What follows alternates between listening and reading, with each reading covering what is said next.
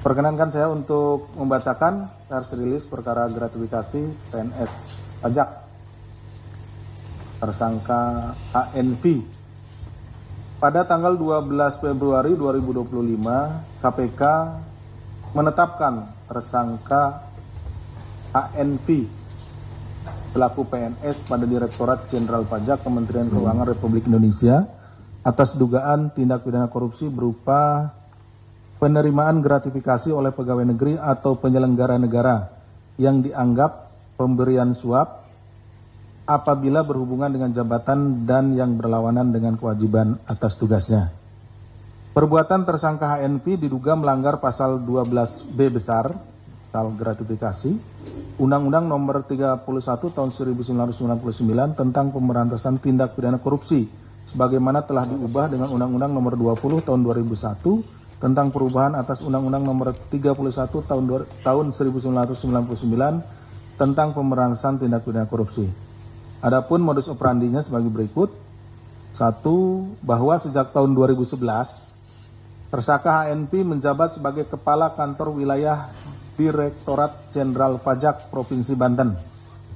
Pada tahun 2015 sampai 2018, tersangka HNV menjabat sebagai Kepala Kantor Wilayah Direktorat Jenderal Pajak Jakarta Khusus. Bahwa anak tersangka HNV yang memiliki background pendidikan mode bernama FP dan sejak tahun 2015 memiliki usaha fashion brand untuk pakaian pria bernama FH For Home by FH dan berlokasi di Victoria Residence, Karawaci. Bahwa selama menjabat sebagai Kepala Kantor Wilayah Direktorat Jenderal Pajak Jakarta Khusus, tersangka HNV diduga telah melakukan perbuatan yang berhubungan dengan jabatan dan berlawanan dengan kewajiban tugasnya dengan menggunakan pengaruh dan koneksinya untuk kepentingan dirinya dan usaha anaknya. Bahwa pada tanggal 5 Desember 2016, Saudara HNV mengirimkan surat elektronik atau email kepada Saudara YD, Kepala Kantor Pelayanan Pajak Penanaman Modal Asing 3. Jadi HNV ya kirim email ke YD ya. Isinya permintaan yang bersangkutan untuk dicarikan sponsorship fashion show.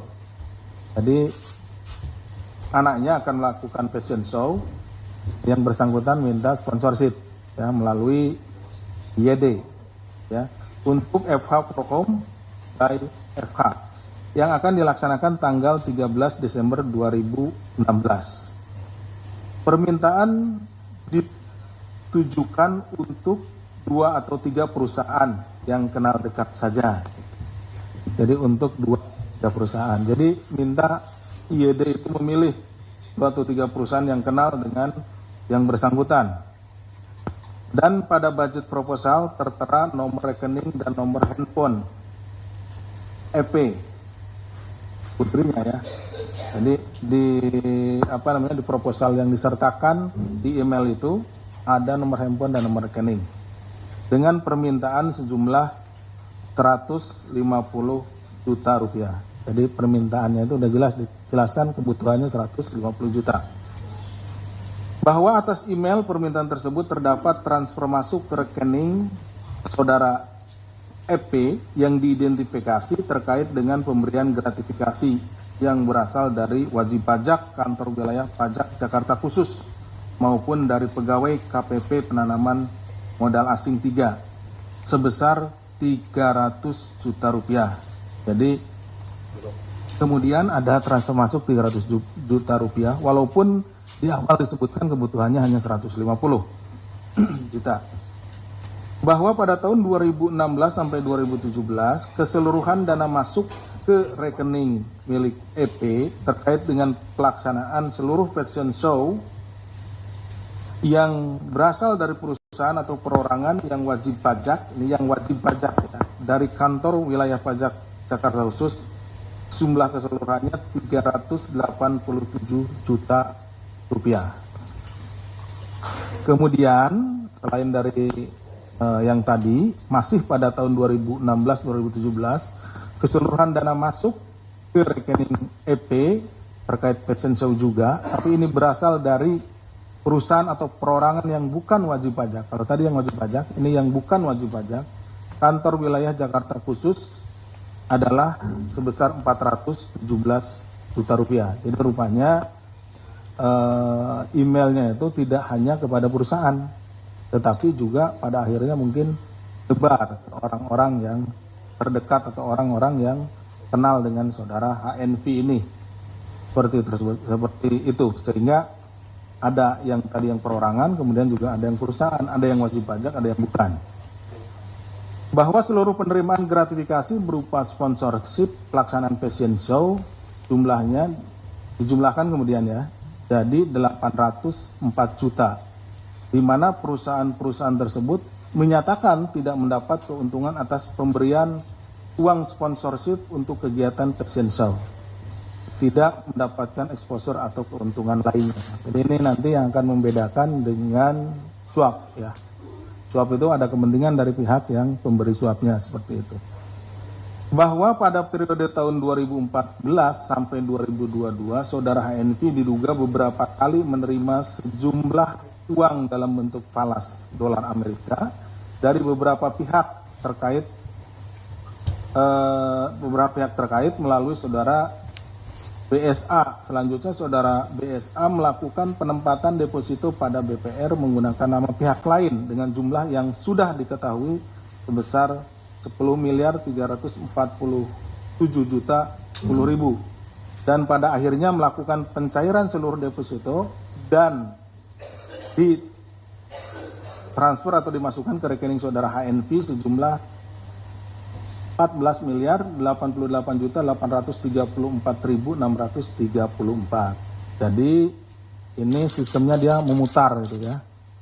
Dikelola dulu oleh saudara BSA, ditempatkan pada rekening tertentu, bukan rekeningnya HNV, tapi kemudian setelah ditempatkan ditarik kembali, kemudian di store ke rekening HNV. Ujung-ujungnya tetap di store ke rekening HNV. Bahwa pada periode 2013 sampai 2018 HNV melakukan transaksi keuangan pada rekening-rekening miliknya melalui perusahaan valuta asing dan pihak-pihak yang bekerja pada perusahaan valuta asing keseluruhan berjumlah 6.665.006.000. Bahwa saudara HNV telah diduga melakukan perbuatan tindak pidana korupsi berupa penerimaan gratifikasi untuk fashion show anaknya 804 juta, penerimaan lain dalam bentuk falas 6.665.006.000 dan penempatan pada deposito BPR 14.838.834.634 sehingga total keseluruhannya setelah dijumlahkan menjadi 21.540.634. Terhadap yang bersangkutan belum dilakukan penahanan, jadi ini baru mulai dinaikkan kepada penyidikan. Ya. Pasal persangkaannya tadi sudah disampaikan, pasal gratifikasi. Kemudian penahanannya belum melakukan penahanan. Saat ini penyidik fokus untuk mengumpulkan dan melengkapi alat bukti, pemeriksaan saksi-saksi dan termasuk juga melakukan aset tracing terhadap tersangka HNV. Demikian yang bisa kami sampaikan. Terima kasih. Kami kembalikan kepada Mas Jubir. Assalamualaikum warahmatullahi wabarakatuh. Waalaikumsalam. Baik, saya tambahkan rekan-rekan bahwa pada tanggal 19 Februari tahun 2025, Komisi Pemberantasan Korupsi telah mengeluarkan surat keputusan nomor 109 tahun 2025 tentang larangan bepergian ke luar negeri terhadap satu orang berinisial MH alias MHJ. Untuk diketahui bahwa per tanggal 12 Februari 2025, penyidik KPK telah mengeluarkan surat perintah penyidikan dugaan penerimaan gratifikasi yang diduga dilakukan oleh seorang tersangka terkait dengan jabatan beliau di Ditjen Pajak Kementerian Keuangan Republik Indonesia. Untuk proses penyidikan sebagaimana yang tadi sudah disampaikan masih berjalan. Larangan bepergian ini tertuang dalam surat pimpinan KPK nomor 300 tahun 2025 karena keberadaan yang bersangkutan di wilayah Indonesia dibutuhkan dalam rangka proses penyidikan. Untuk keputusan ini berlaku untuk 6 bulan ke depan. Demikian tambahannya seputar perkara yang tadi sudah dijelaskan oleh Bapak Direktur Penyidikan. Silakan untuk rekan-rekan bagi yang ingin bertanya seputar perkara ini dipersilakan.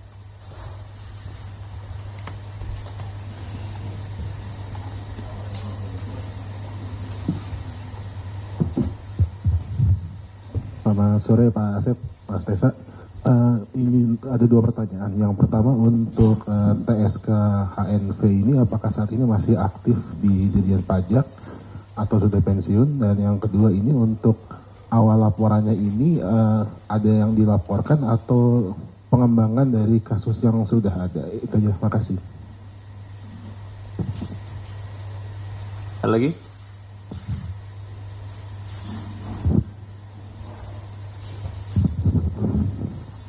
Izin Pak Asep, ini masih kaitannya masih di kasus di Ditjen Pajak Kemenq Pak, tapi bukan kasus ini, lebih ke Rafael Alun. Dulu kan ada penyelidikan Wahono tuh Pak, nah itu udah sampai mana ya Pak sekarang? Maksudnya masih ditangani kah atau gimana? Itu aja Pak, makasih.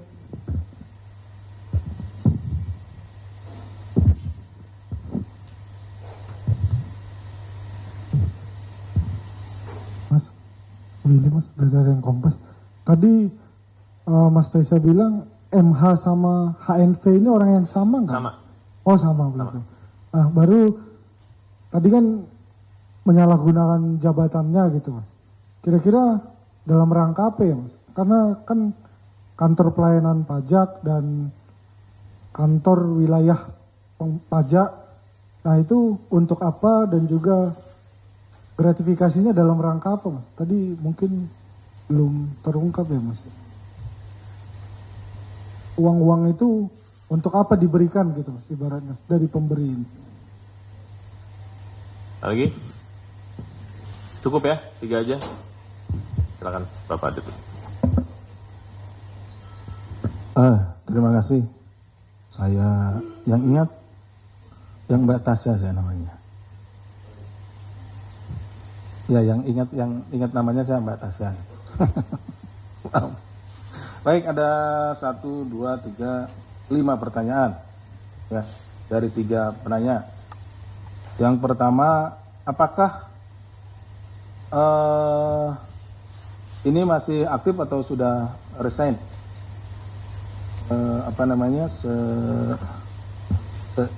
Sepengetahuan saya, nanti informasi yang kami terima itu sudah resign. Itu nanti pastinya akan kita silakan lagi ya. Kemudian apakah ini laporan atau pengembangan? Ini perkaranya pengembangan dari perkaranya YD. Perkara YD yang dulu sudah ditangani. Betul. Mbaknya betul. Perkara YD ya. Kemudian Mbak Tasya, ini pada saat RAT ditangani juga KPK menangani lidik saudara WH. Saat ini sepengetahuan kami ini masih berjalan lidiknya. Jadi kesulitannya mungkin sedang mengumpulkan ya dokumen-dokumen dan lain-lainnya seperti itu Pak. Karena kan ini seperti juga di perkaranya yang ini, mereka itu tidak hanya di satu waktu dan satu tempat. Ini kan juga mulai dari tahun 2016 ya, 2011 sampai dengan ditarik sampai dengan 2017 gitu. Dan berpindah-pindah tempat juga. Jadi mengumpulkan informasi terkait uang yang masuk, kemudian pada saat jabatan yang bersangkutan juga di mana, apakah jabatan juga masuk dalam kriteria yang memang itu penyelenggara negara, atau misalkan dia di pajak itu ada masuk dia sebagai misalkan penyidik pegawai negeri sipilnya gitu, seperti itu dan lain-lain. Itu yang tentunya menjadi pertimbangan kita. Jadi betul-betul sedang dianalisis. Nanti kalau sudah ada informasi pasti kita sampaikan. Kemudian yang berikutnya, ini nama yang sama, betul. Kemudian ada 3 namanya, 4 ya, 3 kalau nggak salah. Aliasnya banyak, aliasnya banyak, 3 atau 4 alias.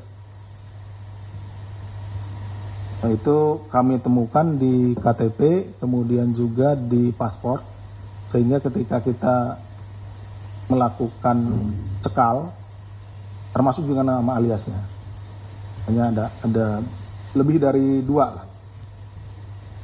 Kemudian selama menggunakan jabatan ini seperti apa gratifikasinya kan gitu ya. Saya perjelas begini. Pertama, ketika dia menjabat di kepala kantor wilayah Jakarta khusus ya. Kepala kantor di Dirjen Pajak Jakarta khusus. Jadi dia dengan posisinya itu, nah, dia menerbitkan atau mengirim email gitu, yang ditujukan yang melalui tadi saudara YD ditujukan kepada para pengusaha yang wajib pajak gitu. Para pengusaha, dia meminta dukungan untuk fashion show anaknya. Anaknya itu punya brand ya, jadi punya pakaian gitu ya. Dia mengadakan fashion show. Dananya itu, untuk berdana itu, dia mintalah sebagai kepala kantor wilayah Dirjen Pajak Jakarta khusus, seharusnya tidak melakukan itu. Dia minta melalui emailnya ada, jumlahnya 150 juta, tapi karena orang melihat mungkin suatu saat itu pasti ada kepentingan dengan yang bersangkutan, selaku kepala kantor wilayah Dirjen Pajak Jakarta khusus ini, nah mereka pada ngasih. Tadi ada yang ngasih 300 jumlah pada terakhirnya ya, ada 300 juta, ada yang 387 juta, kemudian juga ada yang 400 juta sekian. Nah, kita sedang menyusuri, kita susuri, karena memang juga ada yang ditransfernya itu tidak menggunakan nama asli. Mungkin si pemberi juga berhati-hati gitu ya, berhati-hati nanti kalau kejadian seperti ini dia akan dipanggil dan lain-lain, diperiksa sama kami. Nah, makanya dia menyerahkannya atau transfernya juga sangat berhati-hati. Dan ada yang menggunakan nama yang bukan namanya dan lain-lain, yang sedang kita susuri. Kemudian juga di beberapa rekening tadi yang telah saya sampaikan melalui saudara PSA. Jadi ada pemberian-pemberian dari tempat lain. Kita dari hilir ke hulu ya. Artinya kita melihat di rekeningnya kan kita minta ya, rekening, mutasi rekeningnya dan lain-lain. Ada penerimaan sekitar 14 miliar sekian. Ini melalui deposito dan lain-lain. Nah, setelah kita susuri, oh ini dia dari tempat lain, nama orang Pak BSA ini, kemudian dia di store lagi ke tempat lain, dari tempat lain baru ke atas nama orang lain, baru dia ke Pak HNV ini. Jadi seperti itu. Setelah kita tanyakan, ini sebetulnya dari mana uangnya? Itu kita konfirmasi kepada yang bersangkutan tidak bisa menjelaskan uang itu dari mana, dari sumber yang diperbolehkan atau tidak. Jadi pada prinsipnya adalah ketika penyidik menerapkan pasal 12B besar atau pasal gratifikasi, itu adalah ada pemberian sejumlah uang kepada penyelenggara negara, tapi pemberian sejumlah uang itu pertama tidak diketahui maksudnya, maksud dan tujuannya seperti apa gitu. Ya mungkin ya beri, apalagi tadi sebetulnya ada permintaan dari si HNV ini untuk kegiatan anaknya. Mungkin dengar-dengar gitu kan, ada yang dengar, oh ya saya ngasih aja. saya ngasih aja seperti itu. Dan ada hal yang lain. Nah, perbedaannya kan pasti ada perbedaannya nih dengan suap apa? Kalau suap si pemberinya itu memiliki keinginan, misalkan dia ingin sesuatu kalau terkait dengan pajak, mungkin di sini apakah nanti pajaknya supaya diurus dan lain-lain, apakah pajaknya juga mungkin nanti di nilai pajaknya bisa dinegosiasi dan lain-lain sehingga beri sesuatu. Nah, ada meeting of mind-nya, ada pertemuan kehendaknya di situ yang memberi juga berkehendak sesuatu, yang si bapaknya yang ini orangnya ini tersangka ini menerima sesuatu dan melakukan apa yang dilakukan. Seperti itu perbedaannya. Kemudian tiga nih ada suap, kemudian gratifikasi. Yang satu lagi dengan pemerasan. Kalau pemerasan biasanya yang lebih aktif itu adalah si yang menerimanya, si penyelenggara negaranya. Penyelenggara negara misalkan ada si penyelenggara negara yang memiliki kewenangan untuk menerbitkan sesuatu, misalkan menerbitkan izin. Datang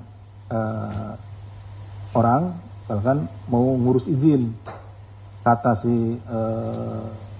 penyelenggara negara ini gini, Pak, izin akan saya keluarkan kalau Bapak memberikan uang misalkan 10 miliar. Kalau enggak Bapak mengeluarkan 10 miliar, maksud saya tidak akan saya izinkan, tidak akan saya memberikan izin, terbitkan izinnya. Nah itu situ terjadilah pemerasan seperti itu. Jadi dia udah lebih aktif. Tapi kalau yang datang itu dari awal sudah bilang, Pak, saya mau bikin izin nih Pak. Saya punya uang misalkan 1 miliar. Bisa nggak Pak, Bapak membantu saya menerbitkan izinnya? Terjadilah di sana misalkan tawaran, jangan segitulah, naik 1,5 miliar misalkan. Nego, naik. Nah itu jadi suap. Kalau ini pemaksaan yang tadi kan. Itu beda di antara tiga itu. Nah, kalau yang tadi gratifikasi tidak diketahui, tiba-tiba datang misalkan dalam rangka acara apalah gitu, tahu yang membawa sesuatu atau tiba-tiba dia mengirim uang karena dia kedekatan, kenal dan lain-lain. Belum ada keinginan apapun, belum ada masalah apapun di antara mereka berdua. Makanya di sini kalau ini kita bisa menyusuri dan diketahui adanya meeting of mind di antara si pemberi dan si penerima, larinya nanti kita ke suap. Seperti itu ya. Oke, saya pahami. Oke. Demikian mungkin sementara yang saya sampaikan. Siap. Terima kasih banyak Bapak Direktur Penyidikan. Untuk mau nanya. Nama saya Haris. Maksudnya mungkin nggak larinya ke TPPU? Karena kan tadi ada penyamaran aset ya. Maksudnya uang yang dari tabungan ke satu ujungnya ya. Ke HNP Hanif itu. Ya. Terus untuk pemblokiran rekening ada nggak Pak? Saya mau nanya juga, kemarin ada terdakwa atau yang sudah bebas masih diblokir ya. Itu katanya dia datang ke sini ya, kan ya. Gubernur Aceh mantan Gubernur Aceh itu gimana Pak? Ya. Baik Mas Arif, terima kasih. Terkait dengan TPPU itu memungkinkan ya. Tapi nanti kita lihat apakah dengan penanganan perkara asalnya ini, dengan predikat crime-nya ini, apakah itu sudah bisa menjangkau semua asetnya atau tidak. Jadi TPPU itu kita kenakan biasanya untuk mencari dan menemukan aset-aset yang lain yang menyebar kemana-mana gitu. Sehingga dengan perkara pokoknya ini tidak bisa dijangkau, sehingga kita kenakan TPPU. Misalkan uangnya ada 100 miliar, tapi di perkara pokoknya kita hanya bisa menjangkau misalnya 10 miliar. 90 miliarnya kita TPPU-kan karena sudah kemana-mana di aset dan lain-lain. Nah, seperti itu. Nah, kemudian terkait dengan blokir rekening, itu yang kita lakukan di SOP kita itu serta-merta kalau penanganan perkara naik penyidikan kita blokir rekeningnya. Kenapa? Karena pertama kita menduga bahwa di rekening miliknya lah uang itu tempat keluar masuknya uang yang terkait dengan tindak pidana. Itu yang pertama. Yang kedua, kita kan memerlukan aset recovery, pengembalian aset. Nah biasanya uang-uang itu ditaruh di rekeningnya. Paling tidak rekening atas namanya, atas nama keluarganya. Seperti itu kita ini. Nah kemudian kalau rekening itu kan terus diblokir itu dari mulai penyidikan, diblokirnya penyidikan, kemudian ke persidangan. Itu maksudnya. Nah baru nanti setelah diputus perkaranya inkrah, ini blokir dan lain-lainnya ada bagiannya khusus nanti di abuksi. Nanti setelah inkrah nanti semuanya akan dibuka kecuali ada perkara lain yang memang terkait dengan bukti tersebut gitu. Jadi kalau misalkan ada perkara lain dan juga buktinya adalah di rekening itu, misalkan digunakan untuk transfer ke situ dan lain-lain, tentu tidak akan dibuka dulu, itu digunakan di perkara yang lainnya. Nah itu, tapi kalau ada misalkan nanti siapapun yang ternyata rekeningnya diblokir dan perkaranya sudah inkrah, silahkan bersurat saja. Kita juga tegaskan posisi atau status dari rekeningnya seperti apa. Itu mungkin yang bisa kami sampaikan. Baik, terima kasih. Untuk perkara ini sudah cukup ya? Baik, saya akan memberikan beberapa rilis, ini khususnya untuk teman-teman visual ya.